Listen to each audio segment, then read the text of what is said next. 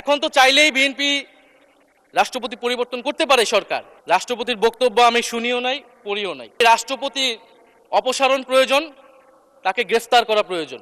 এই ৭২-এর সংবিধান ইনহেরেন্টলি এটা একটা আনডেমোক্রেটিক কনস্টিটিউশন। যেই দল নির্বাচনে জয়ী হবে তারা তাদের ইশতেহার অনুযায়ী সবকিছু করবে। মাননীয় স্পিকার, এটার জন্য ঐক্যমতের কোনো প্রয়োজন হয় না। ইলেকশনের আগে এটা পরিষ্কার করা প্রয়োজন ছিল যে এই গণভোট আপনারা মানেন না, এই গণভোটে হ্যাঁ বা না জিতুক এটার সাথে আপনাদের কোনো সম্পর্ক নাই। মুক্তিযুদ্ধকেও ছোট করতেছেন, জুলাই গণঅভ্যুত্থানকেও ছোট করতেছেন। মাননীয় স্পিকার, আমাকে ডিজিএফআই, ডিবি, এসবি, বাংলাদেশের হেন কোনো গোয়েন্দা সংস্থা নাই যারা আমাকে ইন্টারগেশন করেছে, টর্চার করেছে এবং একটা কথা বারবার বলানোর চেষ্টা করেছিল যে এই আন্দোলন বিএনপি জামাতের আন্দোলন, যারা আগুন লাগিয়েছে তারা বিএনপি জামাতের সন্ত্রাসী। এটা একবার তোমরা শুধু বলো। ডিবি অফিসে শেষ পর্যন্ত আমরা বাধ্য হয়েছি আন্দোলন স্থগিতের ঘোষণা দিতে, কিন্তু কখনো এই কথাটা মাননীয় স্পিকার আমরা বলিনি। যদি ২০০১ থেকে ৬ সাল পর্যন্ত মাননীয় স্পিকার যে দুর্নীতির অভিযোগগুলো এসেছিল সেটারও একটা স্বচ্ছ তদন্ত মাননীয় স্পিকারের বর্তমান সরকার করে। তো বিরোধী দল তো মাননীয় স্পিকার সরকারের প্রেসক্রিপশন অনুযায়ী বিরোধিতা করবে না। সরকারের শিখিয়ে দেওয়ার প্রয়োজন নাই কিভাবে কথা বলবে, কিভাবে বিরোধিতা করবে। বিরোধী দল বিরোধিতা করবে, সমালোচনা করবে, জনগণ এটা ঠিক করবে বিরোধী দলকে কতটুকু সমর্থন দিবে কি দিবে না। মাননীয় স্পিকার, বক্তব্য ভেবেছিলাম শুরু করব অন্য বিষয় নিয়ে, কিন্তু আজকের অধিবেশনের দিনের আলোচনায় আমাদেরকে আরো বেশি অবাক করলেন মাননীয় অর্থমন্ত্রী। ফলে অর্থ সেক্টরের কিছু কথা, কিছু বক্তব্য দিয়ে আলোচনা শুরু করছি। আমরা যখনই ব্যাংকিং খাত বা অর্থ সেক্টরের আর্থিক খাতের কথা আসে, মাননীয় অর্থমন্ত্রী একটা বাক্যই বারবার বলেন যে বিএনপির সময়ে এরকম কোনো রেকর্ড নাই যে আর্থিক খাতে বিশৃঙ্খলা হয়েছে।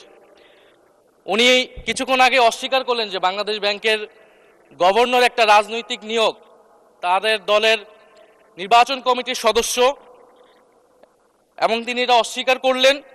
আমি মাননীয় স্পিকার টিআইবির একটা তথ্য আপনাদেরকে দিচ্ছি। বর্তমান সরকারি দলের যারা নির্বাচনের প্রার্থী হয়েছেন তাদের 59.41% ঋণগ্রস্ত, এবং যার বেশিরভাগ হচ্ছে সরকারি দলে। সংসদ সদস্যদের 11,000 কোটি টাকার বেশি ঋণ রয়েছে, যার অধিকাংশই সরকারি দলের।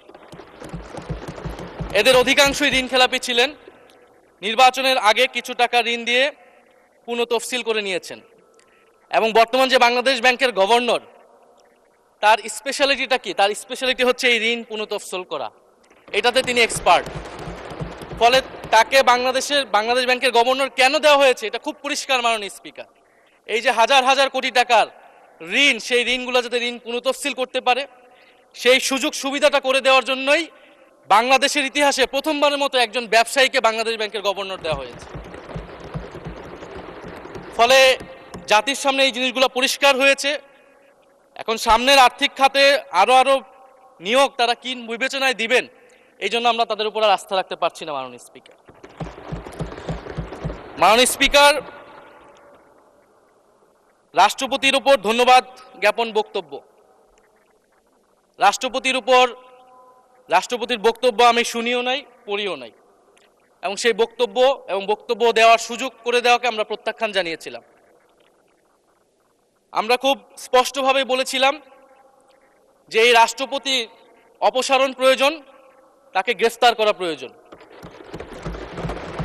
এই রাষ্ট্রপতির আর কোনো অধিকার নেই বঙ্গভবনে থাকার, এইখানে এসে বক্তব্য দেওয়ার। প্রেসিডেন্ট শাহাবুদ্দিন চুপ্পু, তার কিছু কুকীর্তির কথা মাননীয় স্পিকার হাউসের সামনে তুলে ধরছি। তিনি দুদকের কমিশনার ছিলেন। তাকে দুদকের কমিশনারের করা হয়েছিল 3টি অ্যাসাইনমেন্ট দিয়ে। 1 নম্বর হচ্ছে খালেদা জিয়া এবং তারেক রহমানের বিরুদ্ধে দুর্নীতির অভিযোগের শাস্তি নিশ্চিত করা। 2 নম্বর পদ্মা সেতুর দুর্নীতির অভিযোগ থেকে আওয়ামী লীগকে ক্লিন শিট দেওয়া। 3 নম্বর ফখরুদ্দিন মঈনুদ্দিন সরকারের সময় শেখ হাসিনা সহ আওয়ামী লীগ নেতাদের বিরুদ্ধে হওয়া দুর্নীতির মামলাগুলোকে বাতিল করে দেওয়া। এমন একজন ব্যক্তিকে বিএনপি সরকার রাষ্ট্রপতি হিসেবে এখনো মেনে নিচ্ছে মাননীয় স্পিকার। আরেকটি ঘটনা বলি, 2009 সালে শেখ হাসিনার ক্যাঙ্গারু আদালতের নির্দেশে এই শাহাবুদ্দিন চুপ্পুর নেতৃত্বে 3 সদস্যের judicial inquiry commission on minority torture in 2001 করেছিল শেখ হাসিনার ক্যাঙ্গারু কোর্ট। এই প্রতিবেদন অনুসারে বিএনপির 26,000 বিএনপির নেতাকর্মীকে 2001 সালে ক্ষমতায় এসে কয়েক হাজার হিন্দুকে তারা হত্যা করেছে। এজন্য দায়ী করা হয়েছিল মাননীয় স্পিকার। এবং আওয়ামী লীগ এই রিপোর্ট দেশে বিদেশে এই রিপোর্ট ফেরি করে তারা নিজেদের এখানে ক্ষমতায় থাকাটাকে পাকাপোক্ত করেছিল। মাননীয় স্পিকার, এই রাষ্ট্রপতি চুপ্পু এস আলমের হাতে ইসলামী ব্যাংকে তুলে দেওয়ার কারিগর 2 কোটি আমানতকারীকে পথে বসিয়েছিল এবং জুলাই গণহত্যার সময় তার ভূমিকা, ফ্যাসিবাদের সাথে তার সংশ্লিষ্টতা সবকিছু আমরা জানি। আমাদের দুর্ভাগ্য, এই দুর্নীতিবাজ, অপদার্থ, মিথ্যুক, গণহত্যার দোসর এখনো বাংলাদেশের রাষ্ট্রপতি। একটা আলোচনা কয়েকবার এসেছে যে রাষ্ট্রপতির অধীনে কেন শপথ নিয়েছি আমরা বলতে এখানে ব্যক্তিগতভাবে আমার কথাই বলেছে, কারণ আমি এখানে শপথ নিয়েছিলাম। তো মাননীয় স্পিকার, সেই সময়ের প্রেক্ষাপট আর এখনকার প্রেক্ষাপট কি এক? জুলাই গণ অভ্যুত্থানের পরে 5ই আগস্টের পরে আমাদের সামনে 2টা অপশন ছিল। আমরা বলেছিলাম জাতীয় সরকার করতে হবে, সেই জাতীয় সরকারের প্রস্তাব বিএনপি নাকচ করে দিয়েছে। আমাদের সামনে আরেকটা অপশন ছিল ক্ষমতা আর্মির হাতে তুলে দেওয়া। যদি আমরা সেই দিকে আগাতাম আজকে তারা এখানে বসতে পারতেন কিনা মাননীয় স্পিকার সেটা সন্দেহ আছে। দেশের স্বার্থে, দেশের স্থিতিশীলার স্বার্থে আমরা সেই সময় সরকারে গিয়েছিলাম, আমরা শপথ নিয়েছিলাম। কিন্তু বৈষম্যবিরোধী ছাত্র আন্দোলন খুব স্পষ্টভাবে 2024 সালে কিন্তু এই রাষ্ট্রপতির অপসারণ চেয়েছিল। সেই সময় সাংবিধানিক ধারাবাহিকতার কথা বলে রাষ্ট্রপতির পক্ষে অবস্থান নিয়েছিল বিএনপির মহাসচিব মির্জা ফখরুল আলমগীর সাহেব, তিনি নিজেই কথা বলেছিলেন। ফলে এখন তো একটা নির্বাচিত সরকার মাননীয় স্পিকার, এখন তো চাইলেই বিএনপি রাষ্ট্রপতি পরিবর্তন করতে পারে সরকার, এবং আমরা বিশ্বাস করি বিএনপিতে সেই ধরনের যোগ্য আস্থাভাজন ব্যক্তি নিশ্চয়ই রয়েছে। এবং সরকার দলের সদস্যরা অনেকে গৌরবের সাথে বলেছেন যে যেই রাষ্ট্রপতি জিয়াউর রহমানের বিরোধিতা করেছেন সেই রাষ্ট্রপতি এখন জিয়াউর রহমানের প্রশংসা করছে। মাননীয় স্পিকার, গাধাকে দিয়ে আপনি হাল চাষ করিয়ে এটার মধ্যে কোনো বাহাদুরি নাই। এটা আপনাদের দেউলিয়ত্ব, সরকারের দেউলিয়াত্ব যে সরকার এখনো রাষ্ট্রপতি পরিবর্তন করতে পারছে না। মাননীয় স্পিকার, এই অধিবেশনের পুরোটা সময় যদি আমরা সংস্কার, গণভোট, জুলাই সনদ, 72-এর সংবিধান নিয়ে অনেক কথা বলেছি, এবং একটা বিষয় আমার কাছে খুবই অদ্ভুত লেগেছে, কিছু মাননীয় সংসদ সদস্য তারা 72-এর সংবিধানকে 71-এর সাথে মিলিয়েছে। মাননীয় স্পিকার, আমার জানা নেই আসলে তারা কোন বিবেচনা থেকে এটি মিলিয়েছেন। এটা তো সবসময় আওয়ামী লীগ মিলিয়েছে মাননীয় স্পিকার। তারা 72-এর সংবিধানকে 71-এর ফসল হিসেবে 71-এর চেতনার সাথে মিলিয়েছে। 72-এর মূলনীতিকে 71-এর মূলনীতি বলে 71-এর আদর্শ হিসেবে প্রচার করেছেন। আমরা তো সেটার বিরোধিতা করেছি মাননীয় স্পিকার সবসময়, এবং বিএনপির বহু নেতা এটার বিরোধিতা করেছে মাননীয় স্পিকার। 72-এর সংবিধানের ক্রিটিসিজম, সমালোচনা 72 সাল থেকেই বাংলাদেশে শুরু হয়েছিল। গত 16 বছর এই সমালোচনা তৈরি হয়েছিল। 72-এর সংবিধানের সমালোচনা মোটা দাগে 3টি। প্রথমত, এই সংবিধান স্বাধীন বাংলাদেশের নির্বাচিত প্রতিনিধিরা প্রণয়ন করে নাই। আমি সরকারি দলের মাননীয় সংসদ সদস্য ব্যারিস্টার নওশাদ জমির সাহেবের সাথে, ওনার সাথে আমি সহমত পোষণ করে বলতে চাই, একটা স্বাধীন দেশের শাসনতন্ত্র রচনা করার অধিকার, সুযোগ সেই দেশের নির্বাচিত প্রতিনিধিদের হওয়া উচিত। 72-এর সংবিধান রচনা করেছিল যারা 70-এর নির্বাচনে আইয়ুব খানের এলএফের অধীনে যারা নির্বাচিত হয়েছিল পাকিস্তানের শাসনতন্ত্র রচনা করার জন্য মাননীয় স্পিকার। দ্বিতীয়ত, এই 72-এর সংবিধান ইনহেরেন্টলি এটা একটা আনডেমোক্রেটিক কনস্টিটিউশন। একজন ব্যক্তির হাতে সকল ক্ষমতা অর্পণ করা হয়েছিল মাননীয় স্পিকার। সেই সময়ের শেখ মুজিবকে সামনে রেখে এই সংবিধান তৈরি করা হয়েছিল। একজন ব্যক্তির হাতে সংসদের ক্ষমতা, নির্বাহী বিভাগের ক্ষমতা, এমনকি বিচার বিভাগের ক্ষমতাও নানা কায়দা করে তার হাতে তুলে দেওয়া হয়েছিল মাননীয় স্পিকার। ফলে স্বৈরতন্ত্রের বীজ কিন্তু সেই 72-এর সংবিধান থেকে বাংলাদেশে শুরু হয়েছিল। এবং সবচেয়ে ইম্পর্টেন্ট, এই সংবিধান হচ্ছে মুজিববাদী আদর্শ দ্বারা রচিত হয়েছিল মাননীয় স্পিকার। 71-এর আদর্শ কিন্তু 4 নীতি ছিল না মাননীয় স্পিকার।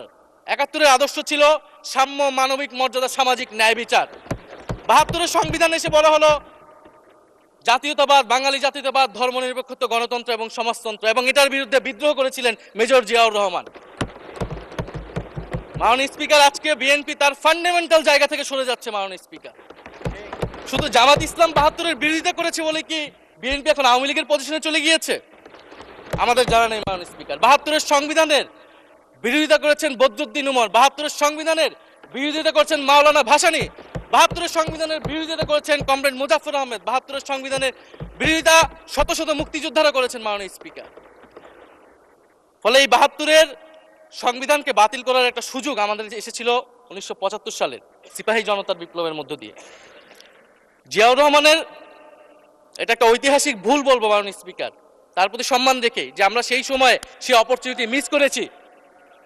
আমরা একটা গণপরিষদ দিয়ে নতুন সংবিধান করতে পারি না, এবং এই অপরচুনিটি আমরা এই ২৪০০ মিস করেছি এবং এখনো করতে যাচ্ছি মাননীয় স্পিকার।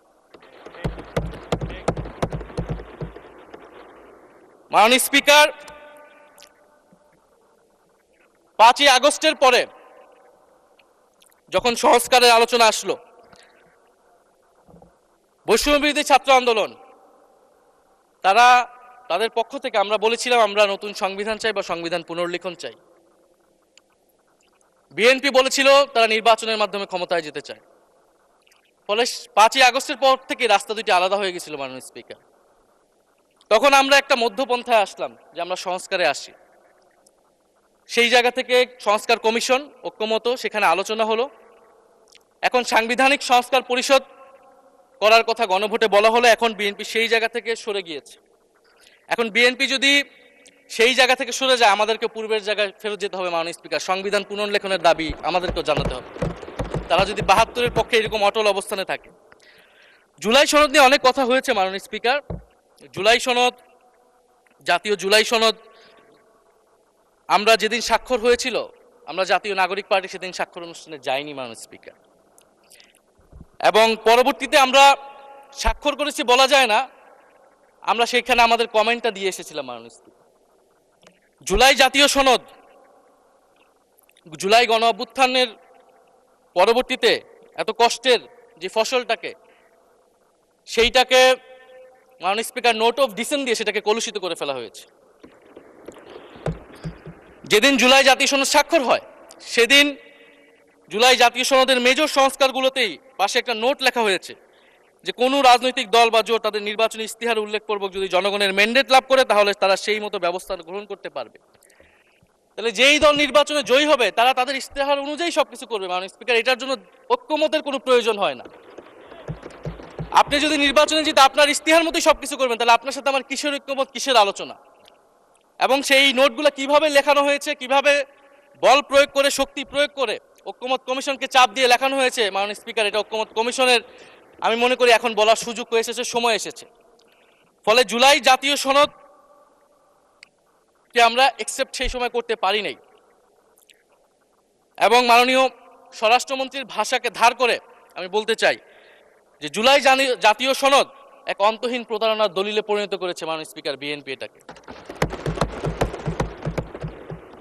এবং ৭২-এর সংবিধানকে আওয়ামী লীগ দলীয় ইস্তেহারে পরিণত করেছিল, কলুষিত করেছিল, এবং জুলাই জাতীয় সনদকে বিএনপি কলুষিত করেছে, দলীয় ইস্তেহারে পরিণত করেছে মাননীয় স্পিকার।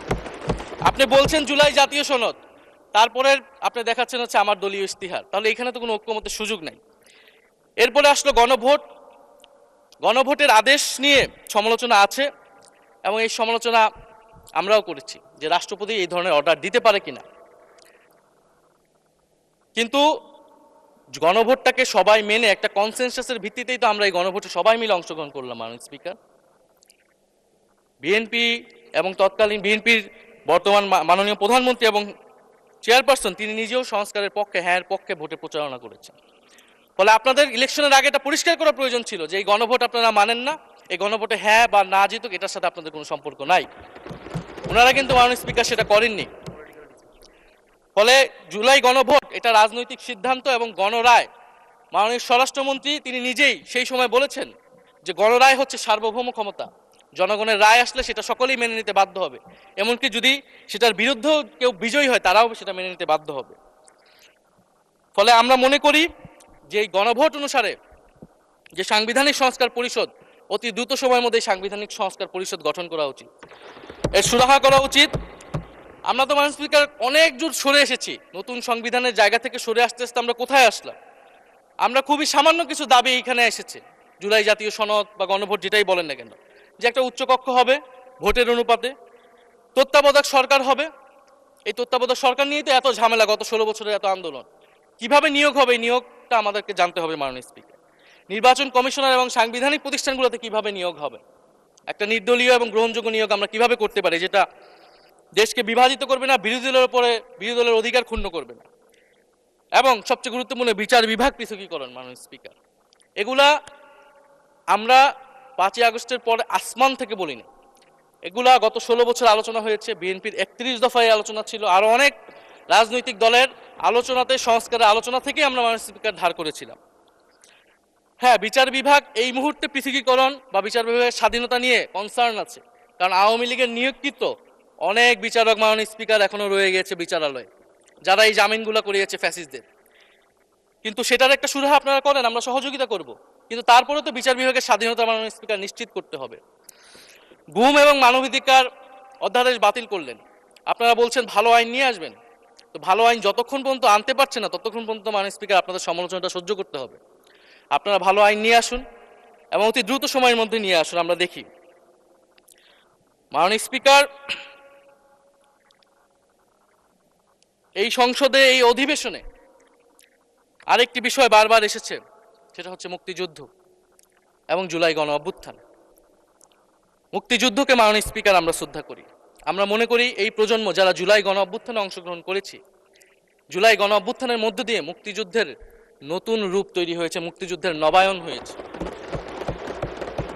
মাননীয় স্পিকার, ফলে মুক্তিযুদ্ধের সাথে জুলাই গণ অভ্যুত্থানের কোনো সাংঘর্ষিক অবস্থান নেই।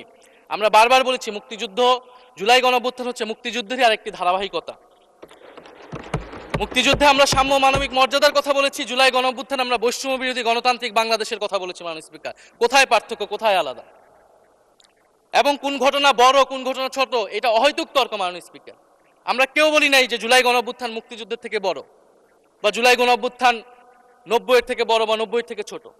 জুলাই গণ অভ্যুত্থান এক বিশেষ ঘটনা বাংলাদেশের ইতিহাসে, মুক্তিযুদ্ধ এক বিশেষ ঘটনা, মুক্তিযুদ্ধ বাংলাদেশের ফাউন্ডেশন। মাননীয় স্পিকার, এটার ব্যাপারে আমরা আনকম্প্রোমাইজেবল, এটা নিয়ে কোনো বিতর্কের কোনো সুযোগ নাই।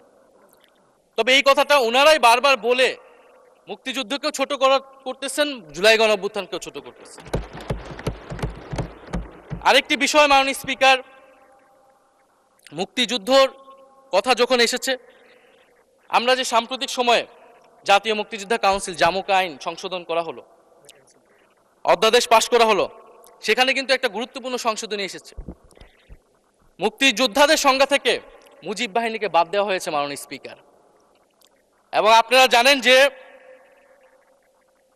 এই মুজিব বাহিনী, সেটাকে সংযুক্তির মাধ্যমে হাজার হাজার ছাত্রলীগের নেতাকর্মীকে মুক্তিযোদ্ধা সার্টিফিকেট দেওয়া হয়েছিল। মাননীয় স্পিকার, মুজিব বাহিনীর রোল কি ছিল, এটা আপনারা এখানে যারা অভিজ্ঞ মাননীয় স্পিকার অনেক মুক্তিযোদ্ধা আছেন, তারা ভালো করেই জানেন।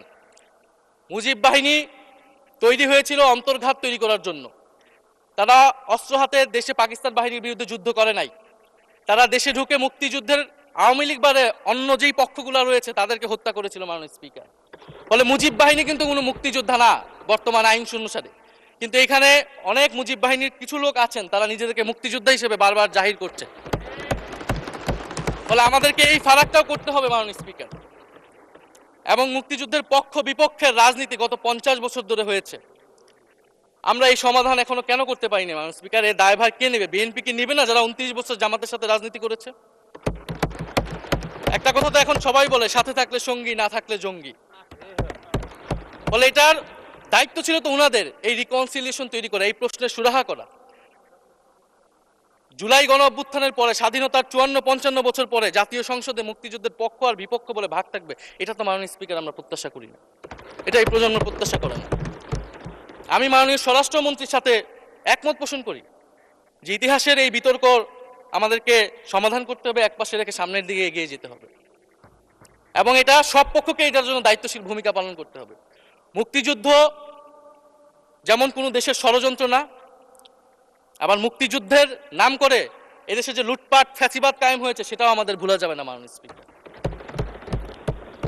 মাননীয় স্পিকার, জুলাই গণ অভ্যুত্থান সকলের অংশগ্রহণে হয়েছিল, এটা আমরা বারবার বলেছি। তবে বিএনপির বিভিন্ন সদস্য তারা তাদের আলোচনায় বারবার বলার চেষ্টা করে যে আমরা ছিলাম না, আমরা তো এভাবে ছিলাম, এভাবে ছিলাম। এটা তো প্রমাণ করার প্রয়োজন নাই। মাননীয় স্পিকার, এটা কেন এত হীনমন্যতা আমাদের এটা বুঝে আসে না।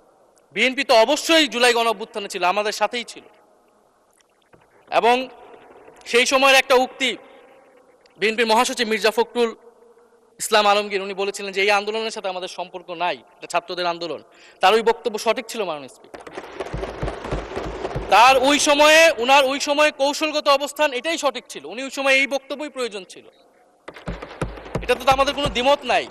মাননীয় স্পিকার, আমাকে ডিজিএফআই, ডিবি, এসবি, বাংলাদেশের হেন কোনো গোয়েন্দা সংস্থা নাই যারা আমাকে ইন্টারগেশন করেছে, টর্চার করেছে এবং একটা কথা বারবার বলানোর চেষ্টা করেছিল যে এই আন্দোলন বিএনপি জামাতের আন্দোলন, যারা আগুন লাগিয়েছে তারা বিএনপি জামাতের সন্ত্রাসী। এটা একবার তোমরা শুধু বলো।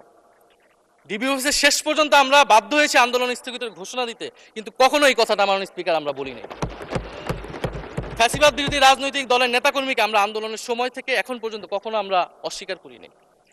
কিন্তু একটা জায়গা আমরা ফারাক করতে চাই, যে এই গণ অভ্যুত্থান কোনো দলীয় আন্দোলন নয়। 90-এর গণ অভ্যুত্থান, 69-এর গণ অভ্যুত্থান থেকে এই গণ অভ্যুত্থানের পার্থক্য রয়েছে মাননীয় স্পিকার। এই গণ অভ্যুত্থানে ফ্যাসিবাদ বিরোধী রাজনৈতিক দলের নেতাকর্মীরা নেতৃত্বে নয়, সামনে পিছনে ছিল মাননীয় স্পিকার, সামনে সাধারণ জনগণ ছিল, ছাত্ররা ছিল। ফলে সেই হিসেবেই এই গণ অভ্যুত্থানকে স্বীকৃতি দেওয়া উচিত। এখন যদি বলা হয় যে অমুকের নেতৃত্বে এই গণ অভ্যুত্থান হয়েছে, আমাদের লোকেরা এই গণ অভ্যুত্থান করেছে, এটা মাননীয় স্পিকার এই গণ অভ্যুত্থানের সাথে যারা সাধারণ মানুষ নেমেছিল, যারা শহীদ হয়েছে তাদের সাথে মাননীয় স্পিকার বিশ্বাসঘাতকতা করা হবে। ফলে জুলাই গণ অভ্যুত্থানের সকলের অংশগ্রহণ ছিল। হ্যাঁ, আমাদের অনেক মত পার্থক্য, জুলাই গণ অভ্যুত্থানের পরে আমাদের রাস্তা আলাদা হয়ে গেছে আমরা মনে করি রাজনৈতিকভাবে, কিন্তু গণ অভ্যুত্থান আমরা একসাথেই করেছিলাম মাননীয় স্পিকার। এবং আমি দুইটা কোটেশন বলতে চাই মাননীয় স্পিকার। 7ই আগস্টে নয়াপল্টনের সমাবেশে জনাব তারেক রহমান ভার্চুয়ালি যুক্ত হয়ে বলেন, 1971 ছিল স্বাধীনতা অর্জনের আন্দোলন, আর 2024-এর আন্দোলন হলো সেই স্বাধীনতা ও সার্বভৌমত্ব রক্ষার আন্দোলন। এই আন্দোলনে অংশ নেওয়া প্রতিটি ছাত্র জনতা আজ থেকে নতুন দিনের মুক্তিযোদ্ধা। মাননীয় স্পিকার, মুক্তিযুদ্ধের সাথে আমরা তুলনা করছি এই জায়গা থেকে, কারণ আমাদের কাছে এটা প্রায় যুদ্ধ সময় একটা পরিস্থিতি ছিল। 6 আগস্ট বঙ্গভবনে আলোচনা শেষে ব্রিফিংয়ে মির্জা ফখরুল ইসলাম আলমগীর বলেন, ছাত্র জনতা বুকের রক্ত দিয়ে আমাদের নতুন এক সকাল উপহার দিয়েছে, বাংলাদেশ আজ দ্বিতীয়বার স্বাধীন হলো, এই স্বাধীনতা আমাদের রক্ত দিয়ে রক্ষা করতে হবে। মাননীয় স্পিকার, আমরাও বলি রক্ত দিয়ে রক্ষা করতে হবে। মাননীয় স্পিকার, আমাকে একটু সময় বাড়িয়ে দিবেন। আমি যে সময়টা পেয়েছি এটা বিরোধী দলের কোটা থেকে, আমি আশা করব সরকারি দলের কোটা থেকে আমি আরো 10 মিনিট পাবো। মাননীয় স্পিকার, মাননীয় চিফ হুইপ এবং সংসদ নেতা নিশ্চয়ই এটাতে সম্মতি দিবেন। মাননীয় স্পিকার, আমরা ভারত এবং পররাষ্ট্রনীতি নিয়ে কিছু কথা বলতে চাই। এই সরকার আসার পর একটা জিনিস বারবার আছে যে ভারতের সাথে সম্পর্ক উন্নয়ন, এবং মাননীয় পররাষ্ট্র মন্ত্রী যিনি আগের সরকারের নিরাপত্তা উপদেষ্টা, যার পদত্যাগ তৎকালীন বিএনপি চেয়েছিলেন, সেই পররাষ্ট্রমন্ত্রী ভারতে সফর করেছেন প্রথম, এবং তিনি যে বিবৃতি দিয়েছেন সেই বিবৃতিটা আমাদের কাছে স্পষ্ট না। আমরা কোন ভিত্তিতে ভারতের সাথে সম্পর্ক উন্নয়নের কথা বলছি? যেই ভিত্তিতে আওয়ামী লীগ উন্নয়নের কথা বলেছিল সেই ভিত্তিতে? ভারত বাংলাদেশকে 1971 সালের পর থেকে করদ রাজ্য পরিণত করার জন্য হেন চেষ্টা নেই যে করে নাই মাননীয় স্পিকার। সীমান্তে হত্যাকাণ্ড এখনো হচ্ছে, আমরা নদীর পানি হিস্সা পাচ্ছি না, এবং নতুন করে যেটা হচ্ছে যে বর্ডারে বাংলাদেশি বলে বিভিন্ন মানুষকে পুশ ইন করা হচ্ছে। 2025 সালে 2 মাসে 4000 মানুষকে বাংলাদেশে পুশ ইন করেছে ভারত, ইন্ডিয়ান এক্সপ্রেস অনুযায়ী। মাননীয় স্পিকার, এক ভয়ঙ্কর সংকট সামনের দিনে আমাদের দিকে কিন্তু আসতে যাচ্ছে। এবারে পশ্চিমবঙ্গের ইলেকশন হলো মাননীয় স্পিকার, নির্বাচনের কয়েকদিন আগে ভোটার তালিকা থেকে অন্তত 30 লক্ষ জীবিত ভোটারকে বাদ দেওয়া হয়েছে। এদের অধিকাংশ হচ্ছে মুসলিম এবং মতুয়া সম্প্রদায় মাননীয় স্পিকার। এবং NRC-CA তারা করেছে, বাংলাভাষী মুসলমানদেরকে তারা বাংলাদেশি বলে বিতাড়িত করছে এবং বাংলাদেশে পুশ ইন করার চেষ্টা করছে। এবং আমাদের যে ভারতের সাথে আগের সংকট রয়েছে, এবং গত 16 বছর যে ফ্যাসিজম ছিল সেটাকে আঞ্চলিক এবং আন্তর্জাতিকভাবে আওয়ামী লীগকে স্পষ্টভাবে সমর্থন দিয়েছিল ভারত। এবং এখনো জুলাইয়ের গণহত্যাকারী খুনি শেখ হাসিনা, ওসমান হাদির হত্যাকারীরা সবাই ভারত তাদেরকে আশ্রয় দিয়েছে। ফলে ভারতের সাথে এই বিষয়গুলো নিয়ে আমাদের সরকার কি কথা বলেছে এটা মাননীয় স্পিকার আমরা জানতে চাই। ভারতের সাথে সম্পর্ক আমরা উন্নয়ন করতে চাই, ভারত আমাদের প্রতিবেশী দেশ, কিন্তু মর্যাদার ভিত্তিতে, সাম্যের ভিত্তিতে এই সম্পর্ক হতে হবে মাননীয় স্পিকার।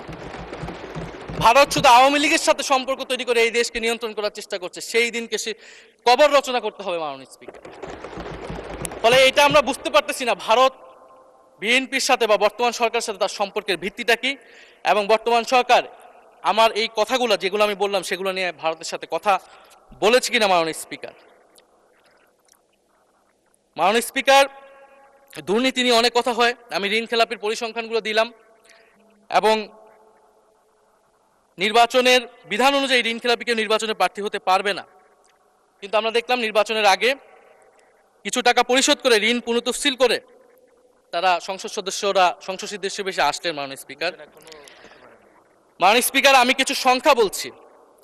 1700 কোটি টাকা, 765 কোটি টাকা, 679 কোটি টাকা, 621 কোটি টাকা, 201 কোটি টাকা, 182 কোটি টাকা, 97 কোটি টাকা। মাননীয় স্পিকার, এগুলো আমাদের সংসদ সদস্য যারা তাদের ঋণ রয়েছে। মাননীয় স্পিকার, এবার আমি নাম বললাম না, কিন্তু পরের সেশনে কিন্তু মাননীয় স্পিকার আমি নাম ধরেই কথা বলবো, এগুলা ফ্যাক্ট, এবং এখনো দুইজন আসতে পারে নাই এই কারণে। এখন দুর্নীতির বিরুদ্ধে তো যুদ্ধ ঘোষণা হয়েছে, এখন এই ঋণগুলো কবে বাংলাদেশের জনগণ ফেরত পাবে, বাংলাদেশের ব্যাংক ফেরত পাবে? মাননীয় স্পিকার, এটা আমরা জানতে চাই। মাননীয় স্পিকার, যদি সময় একটু বাড়িয়ে দেন। মাননীয় সদস্য, আপনি আবেদন জানিয়েছিলেন, এর মধ্যে ট্রেজারি বেঞ্চের যে চিফ হুইপ আছেন, মাননীয় চিফ হুইপ, উনি আমাকে জানিয়েছেন উনার সময় 20 মিনিট বরাদ্দ ছিল, সেখান থেকে 5 মিনিট উনি কর্তন করে আপনাকে দিয়েছেন। তো আপনি 5 মিনিটের মধ্যে দয়া করে শেষ করবেন। থ্যাংক মাননীয় ইউ। স্পিকার, আর মাননীয় প্রধানমন্ত্রীর থেকে আরো 5 মিনিট আমি রিকোয়েস্ট করছি। মাননীয় স্পিকার, আর যদি 5 মিনিটে শেষ করতে পারে আমি শেষ করে দিব, কোনো সমস্যা নেই। মাননীয় স্পিকার, ফলে আমরা দুর্নীতির কথা বলা হচ্ছে, 16 বছরে আওয়ামী লীগের যে দুর্নীতি, সেই দুর্নীতি থেকেও বড় হয়ে গেছে অন্তর্বর্তী সরকারের সময় ছাত্র সমন্বয়করা কি দুর্নীতি করেছে। মাননীয় স্পিকার, ছাত্র সমন্বয়করা খুবই খারাপ, তারা মন্ত্রণালয়ে ঘুরেছে, দুর্নীতি করেছে, কিংস পার্টি করেছে। তো মাননীয় স্পিকার, গত আওয়ামী লীগের আমলে 16 বছরের দুর্নীতির বিচার ওনারা কিভাবে করবেন সেইটা মাননীয় স্পিকার ওনাদের বলা উচিত জনগণের সামনে। এবং আরো ভালো হয় যদি 2001 থেকে 6 সাল পর্যন্ত মাননীয় স্পিকার যে দুর্নীতির অভিযোগগুলো এসেছিল সেটারও একটা স্বচ্ছ তদন্ত মাননীয় স্পিকারের বর্তমান সরকার করে। দুর্নীতি কেউ না কেউ তো করেছে, কারা করেছে তাদের নাম বাংলাদেশের জনগণের সামনে উন্মুক্ত করা হোক, কারণ সেটার জন্যই তাদেরকে ভোগান্তি পোহাতে হয়েছে 1/11 ষড়যন্ত্রের মাধ্যমে। বর্তমান প্রধানমন্ত্রী, তাকেও কিন্তু দুর্নীতির মিথ্যা অভিযোগ দিয়ে মাননীয় স্পিকার তার বিরুদ্ধে মামলা করা হয়েছিল। মাননীয় স্পিকার, মাননীয় স্বরাষ্ট্রমন্ত্রীর দৃষ্টি আকর্ষণ করছে, একটু আইন শৃঙ্খলা নিয়ে কথা বলি। 2 মাসে বিএনপির হাতে খুন হয়েছে 31 জন, ধর্ষণের ঘটনা ঘটেছে 14টি, বিএনপির চাঁদাবাজির খবর এসেছে 83টি, হামলার ঘটনা এসেছে 154টি, এর একটিতেও সরকার কার্যকর কোনো ব্যবস্থা গ্রহণ করেনি। মাননীয় স্পিকার, শাহবাগ থানার সামনে ঢাকা বিশ্ববিদ্যালয়ের সাংবাদিক সমিতির কয়েকজন সদস্যকে বেধড়ক মারধর করেছে ছাত্রদলের নেতাকর্মীরা, এবং এটার এখনো কোনো মামলা নেয়নি। মাননীয় স্বরাষ্ট্রমন্ত্রী যদি জানান এই মামলাটা কেন নেওয়া হচ্ছে না। থানার ভিতর প্রবেশ করে ওসি রুমে ডাকসুর 2 জন নির্বাচিত প্রতিনিধিদের উপর হামলা করা হয়েছে। মাননীয় স্পিকার, ঢাকা বিশ্ববিদ্যালয়ের সাংবাদিক সমিতি, মাননীয় স্পিকার আপনি জানেন আপনি ঢাকা বিশ্ববিদ্যালয়ের ছাত্র, মহসিন হলের, আমিও মহসিন হলের ছাত্র। মাননীয় স্পিকার, ঢাকা বিশ্ববিদ্যালয়ের সাংবাদিক সমিতির একটা বড় ভূমিকা আছে বাংলাদেশের গণতান্ত্রিক আন্দোলনগুলোতে, আমাদের বিশ্ববিদ্যালয়ের গণতান্ত্রিক আন্দোলনগুলোতে। মাননীয় স্পিকার, মাজার হামলা নিয়ে কিছু কথা বলতে চাই। এই সরকারের আমলেও আমরা দেখলাম যে কুষ্টিয়ায় মাজারে হামলা করে একজনকে হত্যা করা হয়েছে। মাননীয় স্পিকার, এটা আমরা নিন্দা এবং প্রতিবাদ জানাই। আমরা কোনো ধর্মীয় বিতর্কে ঢুকবো না, সেটা নিয়ে আমাদের আলেম ওলামাগণ ব্যাখ্যা করবেন, কিন্তু আমরা রুল অফ ল নিয়ে কথা বলতে চাই। মাননীয় স্পিকার, এই ধরনের ঘটনা কোনোভাবেই গ্রহণযোগ্য হতে পারে না, এবং অন্তর্বর্তী সরকারের সময় এই ধরনের ঘটনা অনেক ঘটেছে, আমরা তারও নিন্দা জানাই, এবং সকল ঘটনার তদন্ত এবং বিচার হওয়া উচিত মাননীয় স্পিকার এই সময়ের মধ্যে। মাননীয় স্পিকার, জঙ্গিবাদ নিয়ে নতুন করে কথা আসছে, সরকারের প্রতি অনুরোধ থাকবে আপনারা একটু সমন্বয় করে বক্তব্য দিন। স্বরাষ্ট্রমন্ত্রী বলছেন জঙ্গিবাদ নেই, আবার মাননীয় প্রধানমন্ত্রীর উপদেষ্টা বলছেন জঙ্গিবাদ আছে, জঙ্গি আছে। তো ওনাদের বক্তব্যটা পরিষ্কার হলে আমরাও এই বিষয়ে আমাদের অবস্থান বা বক্তব্যটা পরিষ্কার করতে পারবো। তবে একটা জিনিস, যে জঙ্গিবাদের বিরুদ্ধে আমাদের জিরো টলারেন্স। মাননীয় স্পিকার, এটা বাংলাদেশের সিকিউরিটি প্রশ্ন, এবং এটা সরকার এককভাবে ডিল করতে পারবে না, এটা জাতীয় ঐক্য লাগবে, এবং সরকারকে আমরা সর্বাত্মকভাবে সহযোগিতা করবে এই বিষয়ে। তবে বিগত আমলের মতো এবং ওয়ারেন্ট টেররের প্রজেক্ট হিসেবে যাতে বাংলাদেশে কোনো জঙ্গিবাদের নাটক না হয় মাননীয় স্পিকার, এটাও আমাদের মাথায় রাখবে। মাননীয় স্পিকার, আমাদের দেশের প্রধান একটা জনগোষ্ঠী হচ্ছে কৃষক, আমরা সবাই কৃষক পরিবারের সন্তান। সরকার কৃষি কার্ড দিচ্ছে, এটা সরকারকে সাধুবাদ জানাই। তবে সরকার গত বছরের যে দামে কৃষক থেকে ধান এবং চাল কিনেছে এই বছর ঠিক একই দামে কৃষক থেকে ধান কিনছে, এটার ফলে কৃষকদের কিন্তু মাননীয় স্পিকার লোকসান হচ্ছে। ডিজেলের দাম বৃদ্ধি হয়েছে, সেচ খরচ, সার, বীজ, শ্রমিক মজুরি সব মিলিয়ে মাননীয় স্পিকার বোরো মৌসুমে ধানের উৎপাদন খরচ উল্লেখযোগ্যভাবে বেড়েছে। একদিকে কৃষিকার্ড দিবেন, আরেকদিকে ধানের ন্যায্য মূল্য আপনারা কৃষককে দিবেন না, এটা মাননীয় স্পিকার কোনো সমাধান বলে আমরা মনে করি না। মাননীয় স্পিকার, আমরা জুলাই গণহত্যার বিচার নিয়ে মাননীয় আইনমন্ত্রীকে এখন পর্যন্ত কোনো ব্রিফিং মাননীয় সংসদে করতে শুনি নাই, হয়তো আমরা মিস হয়ে যেতে পারে। আমরা আশা করব উনি প্রতি অধিবেশনে সংসদে এবং সংসদের বাইরে আমাদের ট্রাইব্যুনালের চিফ প্রসিকিউটর আছেন, মাননীয় আইনমন্ত্রীর থেকেও আমরা জুলাই গণহত্যার বিচার প্রক্রিয়া কতটুকু আগাচ্ছে, কিভাবে আগাচ্ছে, এটা নিয়ে আমরা স্বচ্ছ বক্তব্য ওনাদের কাছ থেকে, সরকারের কাছ থেকে মাননীয় স্পিকার আশা করি। আমরা আশা করি মাননীয় স্পিকার যে জুলাই যারা শহীদ হয়েছিলেন, শহীদ পরিবারদের যে সকল সুযোগ সুবিধা দেওয়া হয়েছিল অন্তর্বর্তী সরকার থেকে, সেই সব কিছু অব্যাহত থাকবে এবং বর্তমান সরকার সেটা আরও বৃদ্ধি করবে মাননীয় স্পিকার, শহীদ পরিবার এবং আহত যোদ্ধাদের জন্য। মাননীয় স্পিকার, আর 2 মিনিট যদি বৃদ্ধি করতেন আমি শেষ করে দেব। 2 মিনিট। জি, 2 মিনিট বৃদ্ধি করা হলো। মাননীয় স্পিকার, আমরা এই জুলাই গণ অভ্যুত্থানে এই প্রজন্ম কর্মসংস্থানের বড় একটা দাবি নিয়ে কিন্তু মাননীয় স্পিকার চাকরির আন্দোলন থেকে আন্দোলনটা শুরু হয়েছিল। ফলে আমরা আশা করব এই সরকারের সময় কর্মসংস্থানের সুরাহা হবে এবং সেটার জন্য আর্থিক খাতে দুর্নীতি বন্ধ করতে হবে, বিনিয়োগ আনতে হবে এবং চাকরিতে স্বজনপ্রীতি, দুর্নীতি এগুলো একদম বন্ধ করতে হবে মাননীয় স্পিকার, সরকারি চাকরিতে বিশেষত। মাননীয় স্পিকার, একটা বিষয় যে সরকার এখন বলে দিচ্ছে যে বিরোধী দল কিভাবে কথা বলবে, কিভাবে বিরোধিতা করবে এবং বিরোধী দলের পতনও হয়ে যাবে, এরকম কথা মাননীয় স্পিকার সংসদে আমাদের শুনতে হচ্ছে। তো বিরোধী দল তো মাননীয় স্পিকার সরকারের প্রেসক্রিপশন অনুযায়ী বিরোধিতা করবে না, সরকারের শিখিয়ে দেওয়ার প্রয়োজন নাই কিভাবে কথা বলবে, কিভাবে বিরোধিতা করবে। বিরোধী দল বিরোধিতা করবে, সমালোচনা করবে, জনগণ এটা ঠিক করবে বিরোধী দলকে কতটুকু সমর্থন দিবে কি দিবে না। এবং বিরোধী দলের রাজনীতি মাননীয় স্পিকার বিএনপি করেছে, আমরা দেখেছি, তখন ছোট ছিলাম। মাননীয় স্পিকার, আমি যখন ইন্টারমিডিয়েটে পড়ি, খালেদা জিয়া তখন গ্রেফতার হন এবং তার পরের দিন আমার বাবা রাজনৈতিক মামলায় গ্রেফতার হন। আমার মা আমাকে নিয়ে থানায়, কোর্টে এবং কারাগারে আমি আমার মায়ের সাথে ঘুরেছি মাননীয় স্পিকার। আমি জানি আমার এই অভিজ্ঞতা বাংলাদেশের লাখ লাখ মানুষের, ফ্যাসিবাদ বিরোধী আন্দোলন, রাজনৈতিক কর্মী যারা রয়েছে তাদের সকলের একই অভিজ্ঞতা মাননীয় স্পিকার। মাননীয় স্পিকার, সেই অভিজ্ঞতা থেকেই বিশ্ববিদ্যালয়ে যখন এসেছি প্রথম, মনে হয়েছে যে এই প্রজন্ম হিসেবে আমাদের একটা দায়বদ্ধতা আছে। আমার সামনে একজন স্বৈর শাসক থাকবে, বাংলাদেশের একজন ছাত্র হিসেবে আমি এটা মেনে নিতে পারিনি মাননীয় স্পিকার প্রথম বর্ষ থেকে। সেই জায়গা থেকে কাজ করেছি জুলাই গণ অভ্যুত্থানে। মাননীয় স্পিকার, আমি আমার এলাকা নিয়ে শুধু শেষ করব, সবাই যেহেতু এলাকা নিয়ে কথা বলে প্রথম আসলে, আমি মাননীয় প্রধানমন্ত্রীর প্রতিবেশী, ঢাকা 17-এর প্রতিবেশী হচ্ছে ঢাকা 11 মাননীয় স্পিকার। সংসদে সরকার দল এবং বিরোধী দলের যেই পরিমাণ বৈষম্য, ঢাকা 17 এবং ঢাকা 11-এর একই পরিমাণ মাননীয় স্পিকার বৈষম্য। ফলে উনি যাতে এই বৈষম্য দূর করেন এবং ঢাকা 11-র জন্য যদি মাননীয় সদস্য 2 মিনিট চেয়েছিলেন, শেষ হয়ে গেছে। আর 2 মিনিট দেওয়া হলো, 2 মিনিটের মধ্যে শেষ করে ফেলেন প্লিজ। স্পিকার, ধন্যবাদ আপনাকে। ফলে এই বৈষম্য উনি সংসদেও দূর করবেন, সংসদেও দূর হবে এবং আমার এলাকাও সেই উন্নয়ন কার্যক্রম হবে। ঢাকা 11 এই গণ অভ্যুত্থানের অন্যতম হটস্পট ছিল রামপুরা, বাড্ডা, ভাটারা এলাকা মাননীয় স্পিকার, যেখানে অনেক প্রাইভেট বিশ্ববিদ্যালয়, মাদ্রাসা, তারা সকলে এসে কিন্তু ফ্যাসিস্টদেরকে প্রতিহত করেছিল এবং এই অত্র এলাকার নানান সমস্যা। তো সরকারের জায়গা থেকে আমি আশা করব, আমি হয়তো অনেক সমালোচনা করতে পারি, অনেক ভুল ত্রুটি থাকতে পারে, যেহেতু নতুন এসেছি কথা বলছি, তো সেই জায়গা থেকে যাতে আমার এলাকার প্রতি কোনো বিরূপ মনোভাব না থাকে, কোনো বৈষম্য যাতে না হয় মাননীয় স্পিকার।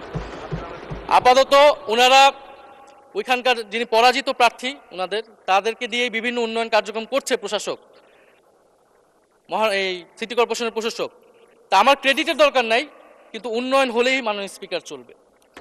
মাননীয় স্পিকার, আমি সর্বশেষ বলতে চাই, এই প্রথম অধিবেশনে বিশ্ববিদ্যালয় জীবনে ঢাকা বিশ্ববিদ্যালয়ের অনেক স্বপ্ন নিয়ে গিয়েছিলাম।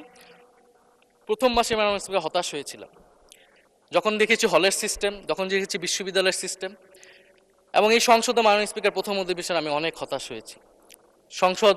সরকারি দলের সদস্যরা যেভাবে স্তুতি করেছে, যেভাবে সংবিধান সংস্কার পরিষদকে বাতিল করে দেওয়া হয়েছে, যেভাবে গণভোটকে অস্বীকার করেছে, মাননীয় স্পিকার, আমি আশা করব আমাদের এই হতাশা অতি দ্রুতই শেষ হবে এবং আমরা যেই কমিটমেন্ট জনগণের কাছে করেছি সেই সকল প্রতিশ্রুতি আমরা রক্ষা করে সামনের দিকে এগিয়ে যেতে পারবো। মাননীয় স্পিকার, আপনাকে ধন্যবাদ। এই হাউসের সকলকে ধন্যবাদ। মাননীয় স্পিকার।